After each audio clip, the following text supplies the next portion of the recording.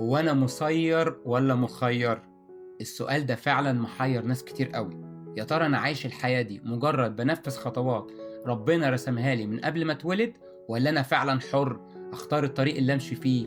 عشان نجاوب على السؤال ده لازم نرجع بالزمن لورا شوية لمّا ربنا خلق الإنسان. ربنا خلق الإنسان لأنه بيحبه أوي، وهو بيقول في الكتاب المقدس لذّتي في بني آدم. عشان كده ربنا عاوز يعيش علاقة حُب متبادلة مع الإنسان. بس لأن ربنا إله حي وحبه حقيقي، هو كمان عاوز مننا إن الحب بتاعنا ليه يكون حب حقيقي. عاوز الناس اللي يكونوا معاه في الأبدية يكونوا ناس اختاروا إنهم يحبوه بكامل إرادتهم، مش غصب عنهم، مش نتيجة إنهم خايفين منه أو خايفين من الجحيم. لأ، هم عاوزين يعيشوا معاه بيحبوه لشخصه ومستمتعين بالعشرة معاه.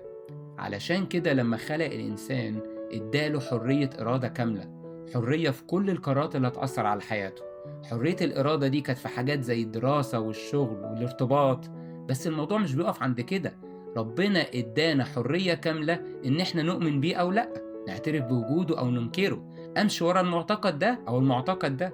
حد ممكن يجي ويقول لي يعني كده بقى ربنا ملوش دخل خالص في أي حاجة أنا بقررها في حياتي.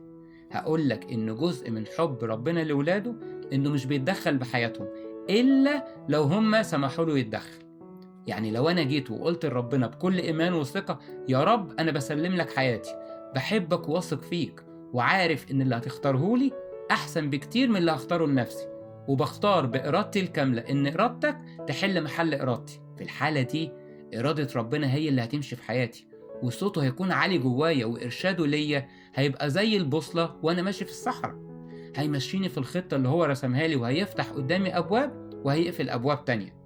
وحتى لو أنا شايف الخير في طريق معين بس هو مش شايف كده هيقفله، وأنا هبقى فرحان بعمله في حياتي ومش هلومه ومش هزعل لأن ده كان اختياري من الأول.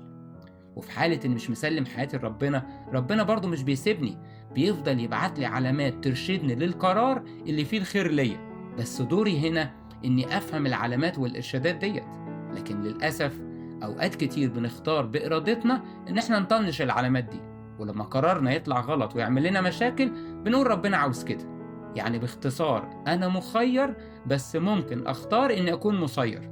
هل أنا عاوز أعيش حياتي باعتمد على نفسي وحكمتي وأنا باخد القرارات، والّا أنا مسلِّم حياتي لربنا تسليم كامل وباعتمد عليه واثق في قوته وحكمته، ومتأكد إن طول ما إرادتي هي إرادته يبقى أنا أكيد ماشي في الطريق الصح، لأني بانفّذ خطته في حياتي.